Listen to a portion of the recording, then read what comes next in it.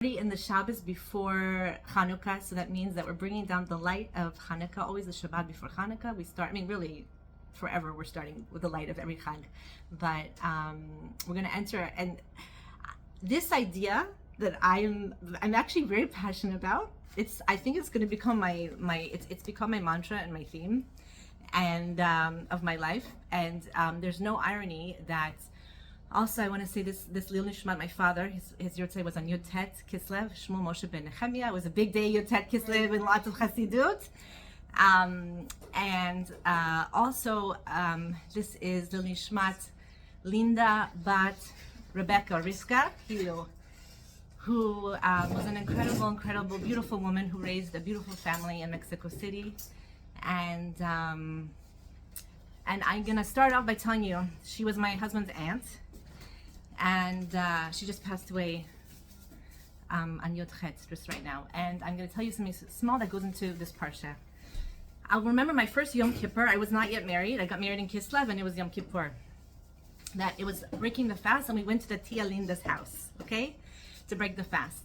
Baruch Hashem, my husband comes from a very big family, and it's a Syrian family. And I tell you, you know how you can do the same thing every year, you won't remember, but yet you have a certain memory of a certain thing. So like I remember this moment, which was 25 years ago of Yom Kippur, but I won't remember other things that happened to me yesterday, right? Or that I do every day. So there was a Tia Linda, and her name means pretty, and she was a beautiful woman, always with a smile. All my mother-in-law and all her sisters, their whole family are people that just really like light up, or panim all the time, menorah, mamash. And we were sitting at this huge, there's always lots of food. Also breaking the fast, but there's always lots of food, whether it's before the fast, after the fast, or there's no occasion. And she says we were talking about the idea of forgiveness. You know what was crazy to me, and also something about my in-laws, that in their eyes, because we were talking about parents asking forgiveness from their children, and she was like, it was so clear to her, she's like, my parents didn't do anything wrong. And that's not something that I've ever said. I've never heard that in our day and age, ever, of anyone saying my parents didn't do anything wrong. In fact, I usually hear the opposite, right? And what I thought about this was, you want to hear something crazy? She wasn't saying that my parents were angels. What I think she was a woman with a lot of self-confidence. I want to tell you something. People who have good self-esteem, I think also because they see their parents in good lights. Because if I'm a continuation of my parents, and if I'm talking bad about my parent, always nitpicking and thinking about all the things that they did to damage me, then basically I'm saying about myself. But when I come to forgive, and when maybe what she said was my parents didn't do anything wrong, which maybe she in her wisdom knew that with their circumstances and their generation, with the tools that Hashem gave them and the choices that they made, I know they didn't do anything wrong, because that's actually a healthy way to look at your parents, you are a continuation of them. If you also want to be able to have good self-esteem, connect to yourself, forgive yourself, love yourself, and if you are a parent, then I kind of want to emulate that for my children, that they should also think I'm not doing anything wrong, not because of me, but because of them.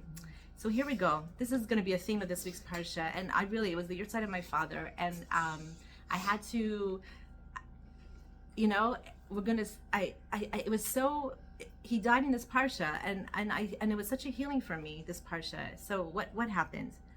We have Vayeshev-Yaakov. Yaakov is settling, he's sitting, right? And in that word, to settle, to sit, Yeshev, we have each of these letters is actually the second letter of what for him was one of his biggest nisayonot. We have the Yud, which is the second letter of Dinah. We have the Shin/Sin, second letter of Esav. And we have the Vet, which is the second letter of Lavan, right? 3 people in his life who caused him a lot of suffering, right? Or who, I would say, circumstances that caused, not the people necessarily, Dinah didn't cause, but the circumstances caused him a lot of struggles. And what do we know about this? From last week's Parsha, we know he has 2 identities. It's almost like Yaakov has 2 identities. He's the Yaakov, which is Ekev. It's somebody who's grounded, and also he was always, his Yaakov essence was actually always Limud Torah.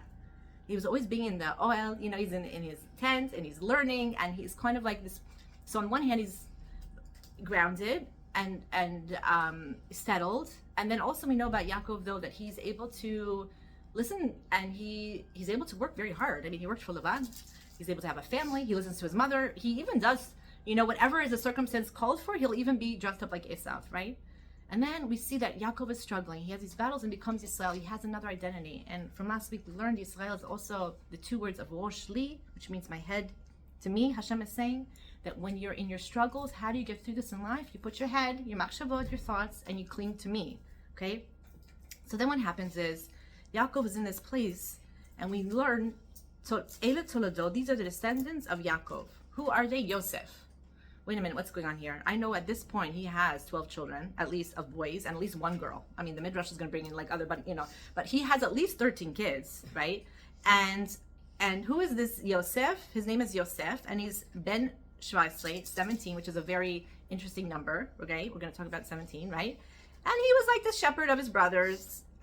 So we have two definitions of him. Number one, he's a Na'al, which is like a youth, and that word comes from being shaky. When you shake, Na'al is something shaking, like a paper is also shaky, right? Like the idea of being a youth is that you're shaky.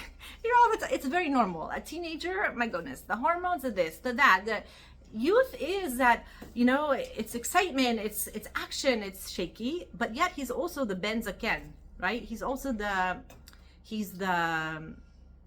Israel loves him. Why? Because he's this Ben Zaken. What is Ben Zaken? Zakenut is usually coming about Chokhmah. It's a person who's mature. You're I know how to parent now. I'm a little bit wiser. I'm a little more calmer. So you're the child that grows up with this. And why does Yisrael love him? Because he's sitting with them and he's learning. He's the Bachor of Rachel. Also Reuben and Yosef really had Chavruta, by the way. They were the two Bachorim of Rachel and Leah, and they learned with their father. And they learned a very specific Torah with their father. So on the one hand, he's like this, Yosef. On the other hand, he's like this. But why is he the only descendant that's written here? Now, if we go back to other Parsha, we say, Eile Toledot Noach. Who are the descendants of Noach? So we have the Mefarshim telling us that his good deeds, what came out of him, he himself, what he made of himself was what he, Also, the word Noach means, like, comfortable. Like, what would he get out of Noach? You can be in the storm of the Mabul, of the flood, you can still find your Noach, like, find your sense of calmness. What do we have? Eile Toledot, we learned before in Eile Toledot of Yitzchak, ben Avram, that what comes out of Avram, who was Emunah, Tzchok, Simcha. Okay, so far I understand, okay, what's going on here? I have Emunah, then I have Simcha. Now what is Yaakov going to come and give birth to? Yosef. What is coming to Yosef going to teach us? To losif something in life. He's going to add something to us. And this is hopefully the shir is going to be about. He's going to add to us. And part of his personality of Yosef is I can be a teenager and I can be, like this person who's like exciting and a little bit shaky. And I can also be a Ben Zaken, and I can sit and I can learn and I can be concentrated and I can have wisdom and I can have maturity. And actually Israel, not Yaakov, but Yisrael loves that. Okay, he loves, and this is because also I heard in Rav Ishai, Italia's name, that he said that when it says that he was it's like Yosef would encompass all the Shevatim biyachad. Meaning, each one, Yisachar had this personality trait, and this one had this tafkid, I should say, not personality trait, but this one had this mission, and this one had this mission. All of a sudden, Yosef is to losif. He can gather everything, also asaf, and he can know when I should be a teenager and when I should be a mature person. He knows when to put on which clothing when. His father also knew, I have to put on now Esav clothes in order to get the bracha, and now I take it off. And this is he's like giving this over to Yosef, who's going to then also develop it even further, because I need to know when to do what, and also I need to always know who I really am, which is a very hard thing to know. Like sometimes you walk into a certain atmosphere, a certain room, and you're wearing a certain outfit, right? And you feel like you have to pretend. But there's a maturity also knowing when to dress when and where, right? If I had an important meeting and I'm walking in my same exercise clothing, it's actually not, I'm so casual. No, that's not right. You know what I mean? Like, and vice versa. If I walk in, if I go to the gym and I'm wearing a ball gown, that's also not. A person has to know when and what, but also we have to know who we are inside of us. So here we go. And I'm reading this just in the simple level, but Yosef is given a really pretty coat. Okay, in my imagination and background, I'm thinking, because I remember when my mother went to Morocco and she brought back all these gorgeous kaftanim. Like I remember this orange kaftan with, all this like golds. But I don't know. My Moshe says it looks like the sprinkles, which are rainbow color, and I have this idea, and then someone else is like pasim. What are pasim? Pasim are lines. Maybe the middle is they were colorful. This stripes, this gorgeous coat. I'm sure Broadway's made out of this coat. He has this coat of many colors, and I want us to understand that. Why does the Torah tell us it's a ketonet pasim? Pasim. What's with the pasim? Why is it so important to us to know that this coat that he's going to wear, and we're going to see this coat, causes a lot of problems? Yaakov, what are you doing giving your kid? One kid? I remember when my kids were little, and they were fighting over, I gave this one more grapes than the other one. And I'm sitting there counting the grapes to make sure that I'm going crazy. They're always fighting. I'm giving this more. Now you get my little mature. You're like, no, I'm giving what they need, not what they want. But you get caught up in this. And like we're told, don't do favoritism. Each child, what are you doing, Yaakov? But what's this code he's giving him? Pasim. Okay? Then, what do we find out? We found out that Yosef has all these dreams. Now, this is so important. What is a dream? A dream is usually the subconscious of what I'm thinking during the day. How I behave, it's very rarely do we have, sometimes we do have dreams that are like, and they really do come, but a lot of times a dream is just my continuation of my thoughts, or my subconscious thoughts, right? So what is Yosef, who's coming to losif something to us, who's a person who also actually knows what to do when, how to behave in what circumstance, how to encompass all these different types of rules in his life, which is really, there's a midah called sod. The sod, right? It's in the sfirot. Sod is the one that's able to actually influence, and it takes other midot, but to give out, right? And Yosef becomes the provider. So he has these dreams, and I thought this was like so powerful. It says that his brothers come to him with all these dreams, and they're like, okay, if you were to read the English, it would be saying, when you reign over us. Like, what, you think you're going to reign over us, you're going to dominate us? But in the Hebrew, right, it says that they come to him, hamaloch timloch aleinu, right? Hamaloch timloch aleinu. And then, im mashol timshol banu. Okay? So it's brought down that, what is this talking about? Oh, the ruler will rule over us. The person who controls will control over us. Yeah, the one who's in self-control and you're staying calm, you actually are in control of the situation, right? How many times in our life we're like, someone's yelling at you, you're losing it, and you think if you just yell a little bit more, like just scream a little bit more, the kids are gonna listen, right? Everyone can't, stop screaming, right? Everyone's like, no.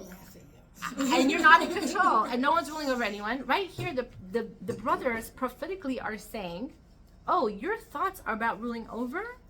Because Yosef, you're actually going to be the one who teaches us and gives us as inheritance how you rule over yourself is the way to rule over other people, so to speak. Like the calmer and more self-regulated I am, when I'm in control and connected, and how do I do this? The teachings of Yaakov, which is Rosh Li, put your head with the Kadosh Baruch Hu, right? I'm going to be able to rule over myself. I can calm myself, so that's going to be in being able to give to you and calm the situation. And then we have this like horrific scene of the brothers, and what do? They like tear off, right, his coat. They see him, they're tearing off his coat, right? We know the story on this ketonet pasim. Again, ketonet pasim, they're tearing it off of him. So again, what is this levush? What is this beged? What is this outfit that he's wearing? His father gives it to him as a favoritism, right? Then all of a sudden the brothers come and they rip it off of him, right? So now he's in a different circumstance. He's no longer he's either being threatened with death, or now he's thrown into a pit, right? And then they take the coats. Then he's being sold off into slavery. Now he doesn't have his coat anymore. And what happens? They take this coat, they rip it up, they put some goat blood on it, and then it's such a scary scene. They throw the coat to their father, right? And now all of a sudden, you guys, I want you to take a thought and think about when something happens because you did something in your life and it's thrown back at you, and you're like, oh my God, I made the biggest mistake in my life. Why did I give this coat? Why did it cause all these things to happen? Like, I don't know what's going on. I'm not saying that the Mifrashim are saying this. I'm just saying I'm looking at this, me with my eyes, and I'm thinking, Yaakov, as a parent, the thing that I gave that probably caused this jealousy and this, and then all of a sudden it was thrown back at me, that's what made my son be torn apart. So I know that on the one hand, it says that he refused consolation, right? Because his son wasn't dead. So how can you be consoled over something that doesn't exist, which is so an interesting, just like pause and know that when you're anxious about something, if you can't get over your anxiety, it's probably because it doesn't exist, right? You didn't get the tools for it because Hashem says it's not real. But let's go back to the topic, the coat. And there's Yaakov, and he uses the Lashon, what does the Torah say? So clearly, that he refused, right? It says that he refuses to be consoled, right? It says and the word is Vayema'en, okay? He refuses consolation. Yikra, Yaakov tears his clothing, V'itabel abanov, Yamim Rabim, right? He won't be consoled. And I really think that maybe he's thinking, this is my fault. I did this. I sent my son to go look for the other brothers. Even if he didn't think it's because the brothers did it, he's like, it's something about him sending him off. I made all these mistakes. I can't tell you people. And he can't be consoled. Why? Because you get stuck in the things that I did wrong. And I'm looking at these things that I did wrong. And I'm stuck in it. And the mistakes I made in my life, again, I'm bringing up again my father's yard site because it brought up a lot of things. And when a person dies, that's it. I can't go back. I can't fix things that I made mistakes about when I was 12, 15, 20, 30, I'm saying 40, 45. If I knew the last time I was going to talk to my father was the last time, would I for sure made a different conversation? Absolutely. I can't go back. So I have two choices right now. I refuse to be consoled, which was what happened to Yaakov. And I'm stuck in that. And no more is he Israel, you guys. There we go. Hashem doesn't talk to him. It says the Shekhinah goes away. It's no Simchat Chaim. Where's Hashem in the picture? But let's look at the word pasim. You guys, you realize that the word pasim has the numerical value, the gematria, for 190. There was a decree that we were going down for 400 years. Thank you to that mistake that you think you actually did. Guess what? That was a kapara. That was something that we just saved 190 years of slavery because of this very same code that you think caused all the problems. You think you made a mistake? Okay, think about it. Yes, reflect upon it. Like, for sure, we have this beautiful concept of called tshuva, which was even created before the world. Tshuva is Shav Hashem. Just go back to Hashem. Go back to being Israel. Can you connect once again to Kadosh Baruch Hu that everything is a reason it happened for something? And here's the most powerful lesson, I think, is that Yosef goes down. He's in slavery. Potiphar is working for this, Potiphar guy. And then it says every day, this woman is Potiphar's wife. Every single day, you guys imagine, every day. I can't imagine. Now, mind you, he's got the hairdo. He does have a little part in this, I will say. Like, there is bikurat on Yosef. Wait, Yosef, were you this? Were you that? He's dressing the part a little bit of this role right now. But guess what? I can dress a certain part, and it says the exact same words. What does it say in the Torah? And Moshe brings down that it's the exact same words, and we know this, but Rashi brings for a different reason. Ve'yamen, ve'yamar la'eshet Adonai. He says, he refuses, and he says to the woman, I'm not going to do this, right? My master trusts me with everything. I'm not doing it. It's the same me'en. It's the same refusal. I was looking at this word, and I know that it's brought down that when he's refusing, he's thinking of his father. He's looking at his father's face, and he's saying, like, how could I do this? But I thought of something very powerful. Yosef looked exactly like his father. I want to tell you something again. If I look at my parents in a bad light, that they were horrific or whatever they happened, then I'm looking at myself thinking I'm horrific. If in that moment Yosef is knowing that whatever he went down to Egypt was because of a Kadosh Baruch Hu, he changes the letter to refusal to Emunah. It's the same letters. It's the same mem with the aleph and the nun, but I change it around. And I realize that everything is happening. But here's what's so crazy about Emunah, you guys. Right now, in this point, Yosef is able to take responsibility for his life. He's not a slave. It means the beggar that I'm wearing right now, the cloth that you put me on, the outfit that you put me on right now, the circumstances that I was in this situation, of course it's going to affect all my decisions. But I'm taking responsibility for I can look even at the reflection of my father, all the things that were done to me. I was thrown into, if anyone, any human being, this is why Yosef is called Yosef HaTzadik. We're in a circumstance where they were thrown sold into slavery, stripped away from everything. And then a woman is enticing them. Would not anyone just say, come on, I'm a human being. Like, these are my circumstances. What do you expect of me? Okay, I never learned that tool of, no. He changes it to Emunah, that in any circumstance, I could take responsibility for my life, which is so empowering, and it's so beautiful, and it's so healing, that no matter what happened to me, and it doesn't mean that, of course, it shaped who I am, but they're all just garments. And that garment of the pasim that got me here was actually the garment that's going to be a salvation for Am Yisrael for 190 years. because it's all coming from HaKadosh Baruch Hu, right? So he's refusing. I'm taking responsibility. And now here's the thing that I got really upset about. Are you ready? Why aren't you praised, Yosef, in this moment? What is it? Now you're arrested? She's screaming. She's accusing you falsely, and you have to go down to a pit? We're not talking about a jail. We're talking about a tunnel. That's so unfair. If I'm right now reading, I'm like, of course I read that every year, so I know what's going to happen. But in this moment of Yosef HaTzadik, who's thinking to himself, I just did the right thing. I refuse to fall prey to my circumstances. I took responsibility for my life, and you do that. And then all of a sudden you don't get rewarded in the way that you want it to be. How many times does someone say, but in Shalom Bayit, but I did it. I made the effort. I called, or I took the first, and they're like, and the person is not responding in the way that I wanted them to. It's a constant theme. You're like, I took responsibility. I forgave. I did this. And the other person is not stepping. Well, guess what? Yes. We're going to see what happens because of that. Does that mean I should still not keep taking responsibility? Does it take away you didn't do the right thing? Do you really think HaKadosh Baruch Hu does not see every single thing? Note it down, and this is one of our most fundamental principles of Judaism, is that it is noted, and you do the right thing, that is the right thing to do. You will get rewarded, that's what I'm trying to say.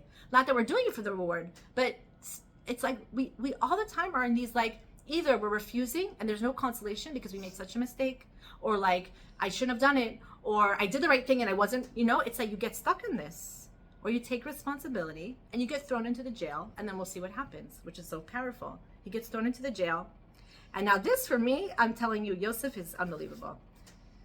He sees these two men and he's like, why are your faces so down? Okay, it's like, you know what I mean? Like, it's like, imagine you're in the worst circumstances you could possibly be in your life.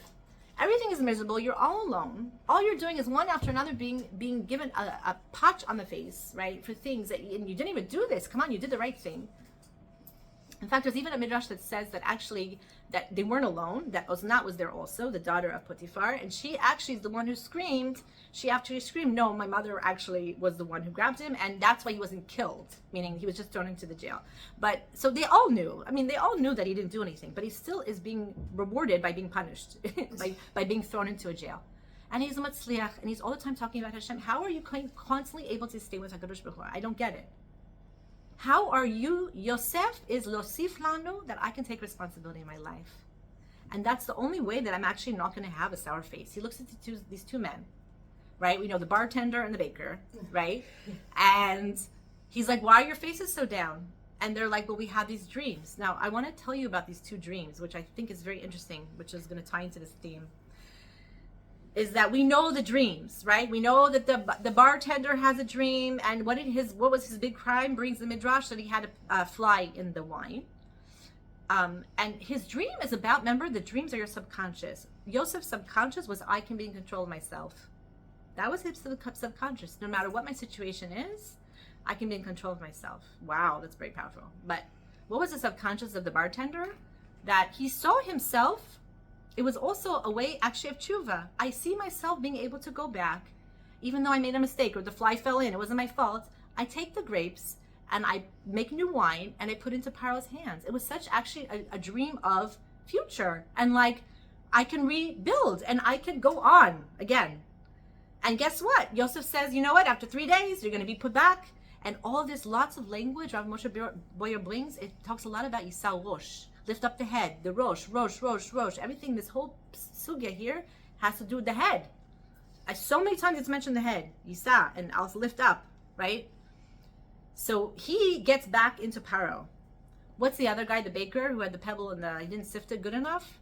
His dream is, I have a basket on my head, birds are picking at my head. It's such a negative dream. It must be, what are his thoughts going on throughout the day?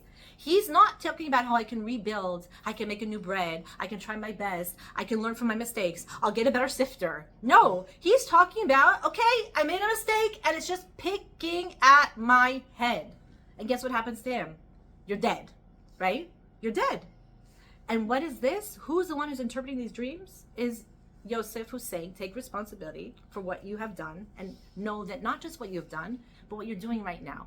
Because what I did in the past, it was meant to be Mina Shemayim, the pasim, the code. It was for a reason. My mistakes also are for a reason. And this person's mistake is for a reason. But right now I can take responsibility. Right now I have something that's called the most beautiful word in the world. It's called bechira. I have choice. I can take achrayut. And the two people that he's giving this message to, one is kind of taking responsibility and saying, I'm going to go back and I'm going to remake the wine. And the other one is like stuck with the head, like I said. And the whole concept of what are we thinking about throughout the day, that it gets seeped into our conscious at nighttime. What are we taking responsibility for? Do we also understand that, I think that's so powerful also about this, is that do you realize in the moment when Potiphar's wife was going after Yosef, he did not know what would be written about him. And we have the same thing that says about Reuben when he said, no, don't kill him and just throw him in it. We don't know what's written about him. And the same thing with Aaron or Cohen, when it says he came out to greet Moshe and he was happy, and they're like, oh, they didn't know what was going to be written about them. And this is what I find is so powerful in my life, is that I wish sometimes in my head I could think, I don't know what's going to be written about me.